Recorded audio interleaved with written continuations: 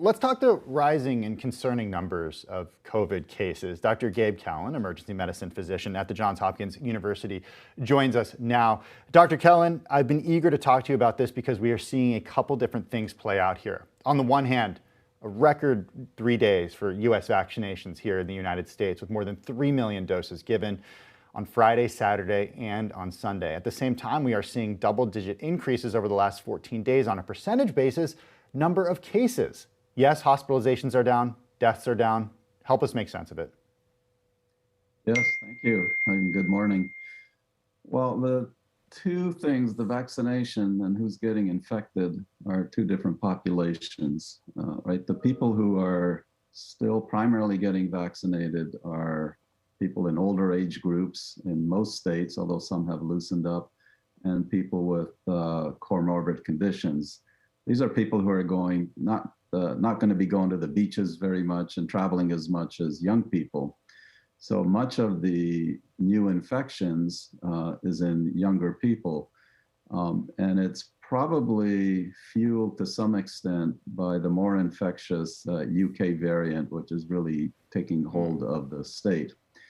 Although there's seemingly less deaths, deaths lag by 3 to 5 weeks. Hospitalizations lag by 2-3 weeks.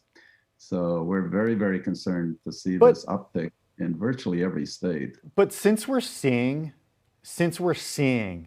a different population, one that doesn't have the same rate of mortality when it comes to being infected with coronavirus, does that mean that you don't think that we will see, despite the fact that we will see cases increase, does that mean that we potentially won't see deaths increase as a result because the most vulnerable have been inoculated? Well, it's interesting the way you put it. Deaths increase. We may not see deaths increase, but 500 deaths a day, 1,500 deaths a day are real deaths, right? I mean, that's not tolerable in any other situation in the United States. So yes, we may see less hospitalizations. That's true. Yes, we may see less deaths than when elderly and very vulnerable were becoming infected, but it's not like it's no deaths or trivial number of deaths. How are we doing when it comes to getting to herd immunity? We're actually doing much better than we think from a number of perspectives. So obviously, children are not being vaccinated, and many of the estimates are looking at the whole population. When do we reach 70, 80, 90% of the whole population? But if we look at adults as a separate group, of which there's maybe about 250 million in the US, there's a number of ways to kind of look at how soon we get to herd immunity with the increasing rates of vaccination.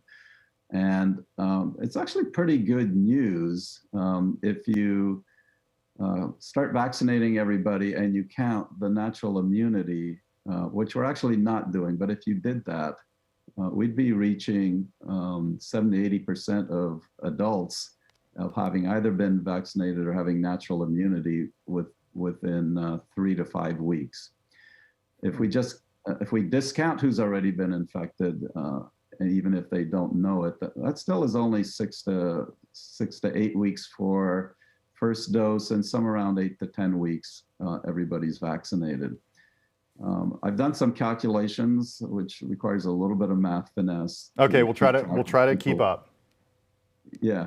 So anyway, briefly, somewhere around 8 to 9 weeks, adults will reach about 80% immunity if people keep getting vaccinated. And I worry that in a few weeks, we are going to be dealing more with hesitancy and have plenty of vaccine than people having trouble getting it. I wonder, Dr. Kellen, about what we know thus far about how people who have been fully vaccinated, to what extent they can pass COVID to people who have not been vaccinated. What do we know?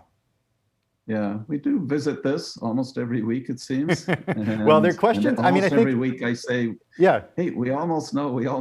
Okay, so I'm going to ask you again. Yeah, there is evidence from the trials, particularly AstraZeneca most recently, that those who've been vaccinated really do carry significantly less virus, maybe to the extent that it's not enough of an inoculum in sort of passing contact.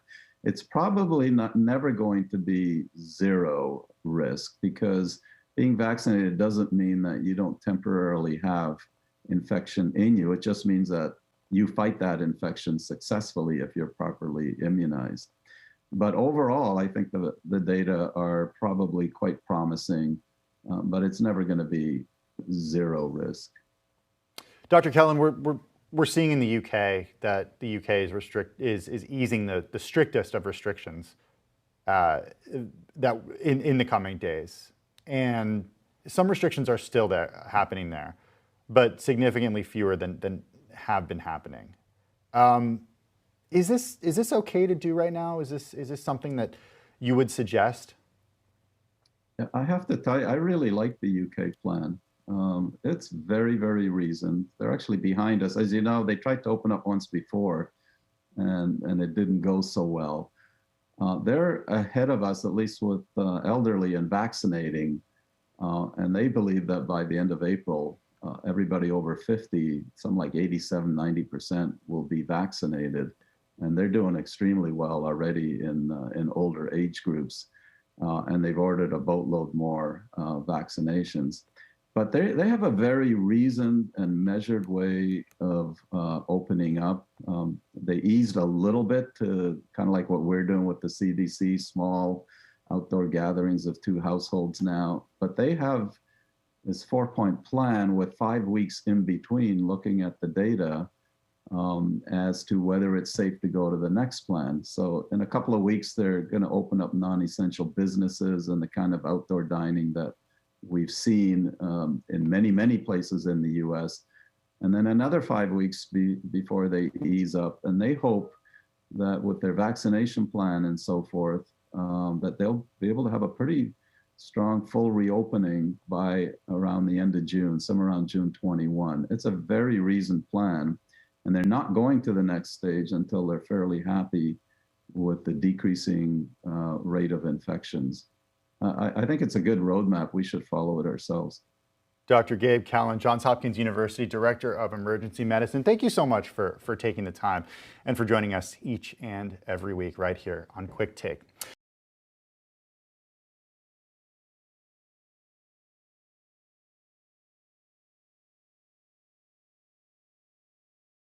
The biggest stories the moment they happen from around the globe. Subscribe to Bloomberg Quicktake now for insight in an instant.